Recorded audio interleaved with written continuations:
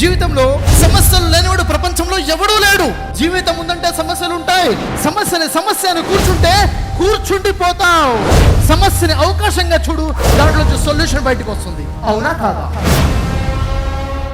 మీకు బాలుడు గురించి చెప్తాను. 1966లో ఈ బాలుడు పుట్టాడు.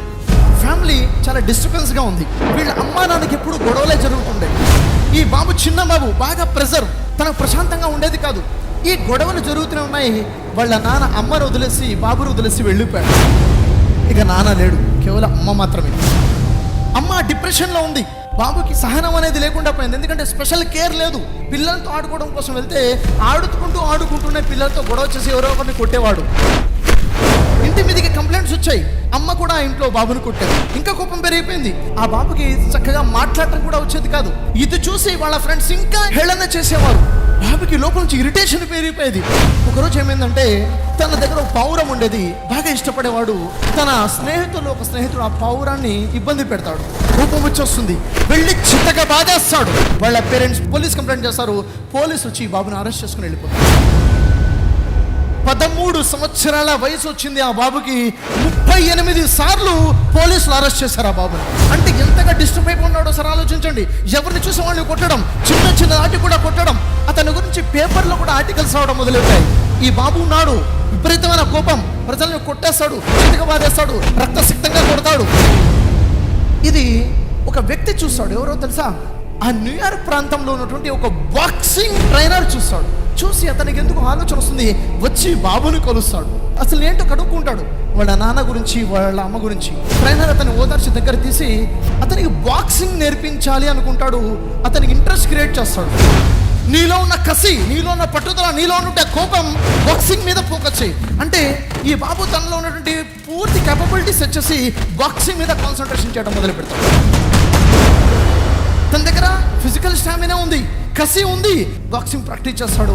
జూనియర్ ఒలింపిక్స్ లో పాల్గొంటాడు. ప్రత్యర్థి నిలబడి ఉంటే 8 సెకండ్లలో నాకౌట్ చేస్తాడు. 8 నిమిషాలు కాదు, ఎవడు కూడా 30 సెకండ్ల కన్నా ఎక్కువగా నిలబడేవారు కాదు. గోల్డ్ మెడల్ సాధించేస్తాడు. అంతేకాదు, 18 సంవత్సరాలు వచ్చేసాయి. 18 సంవత్సరాలు వచ్చిన తర్వాత వరల్డ్ బాక్సింగ్ ఛాంపియన్షిప్ లోకి వెళ్తాడు. అక్కడ కూడాను దాదాపుగా 15 బౌండ్స్ ఫైట్ చేస్తాడు. ప్రత్యర్థిని 30 సెకండ్ల కన్నా ఎక్కువగా నిలబెట్టేవాడు కాదు, నాకౌట్ చేసి పడేసేవాడు. Youngest heavy weight boxing champion గా ప్రపంచం గుర్తించే విధంగా గొప్ప స్థానంలోకి వెళ్ళిపోతాడు. Youngest heavy weight boxing champion గా ఎదిగిన ఆ వ్యక్తి ఎవరో తెలుసా? మరెవరో కాదు, మీరందరూ వినే ఉంటారు. ఆయన మైక్ టైసన్.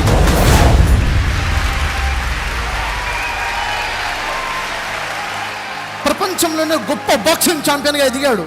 ఒక్కొక్క గేమ్ గెలుస్తుంటే $మిలియన్ల వచ్చి పడేది. ఆ సమయంలో అతను ఒక అమ్మాయిని పెళ్లి చేసుకోవడం జరిగింది.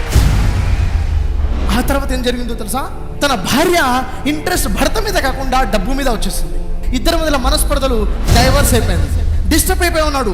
అంతలోనే మైక్ టైసన్ యొక్క మేనేజర్ అకౌంట్స్లో మొత్తం తప్పుడు లెక్కలు చూపించి పూర్తిగా మైక్ టైసన్ని లాస్ చేసేస్తాడు. అంతేకాదు, కొంతమంది అతనంటే పడని వారు అతని మీద రేప్ కేసు బనాయించేసి అతని జైలు పాలు చేస్తారు. మైక్ టైసన్కి 6 సంవత్సరాలు జైలు శిక్ష పడుతుంది.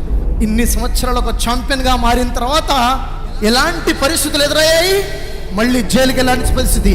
జైల్లోకి వెళ్ళిన తర్వాత ఆలోచించడం మొదలుపెట్టాడు. అసలు ఏంటి జీవితం? పేదరికం చూశాను, డబ్బు చూశాను, ఏదో రోజు చనిపోవాల్సింది కదా. అసలు జీవిత పరమార్థం ఏంటి? జీవిత లక్ష్యం ఏంటి? మరణానంతర జీవితం ఏంటి? దేవుడెవరు అని స్పష్టంగా పరిశీలన చేశాడు. ఆధ్యాత్మిక జీవితం మొదలుపెట్టాడు. మైక్ టైసన్ కాస్త మలిక్ అబ్దుల్ అజీజ్గా మారిపోయాడు. అంతేకాదు, తనలో వచ్చిన గుడ్ బిహేవియర్ వల్ల 6 సంవత్సరాల శిక్ష కాస్త 3 సంవత్సరాలు తగ్గించేసి 3 సంవత్సరాల తర్వాత ఆయన రిలీజ్ చేయడం జరిగింది. బయటకు వచ్చాడు. 29 సంవత్సరాల వయసులో తిరిగి వరల్డ్ ఛాంపియన్ బాక్సింగ్ లో పాల్గొన్నాడు.